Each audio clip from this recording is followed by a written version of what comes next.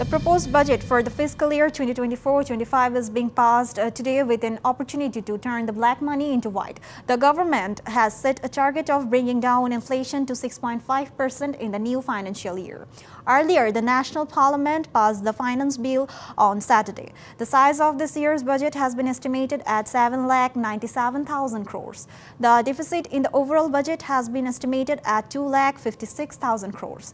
The government has set a target of collecting Taka 90,700 crore from foreign sources and Taka 1,60,900 crore from domestic sources to meet the budget deficit. Government plans to take the Taka 1,37,500 crore from the bank to meet the budget deficit of the next financial year.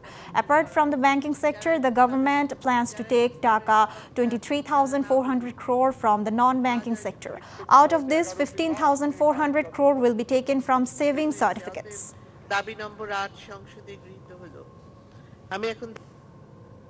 নগদের কাছে সব গ্রাহকই প্রিয়, তাই তো সারা দেশে cash out charge সবচেয়ে কম।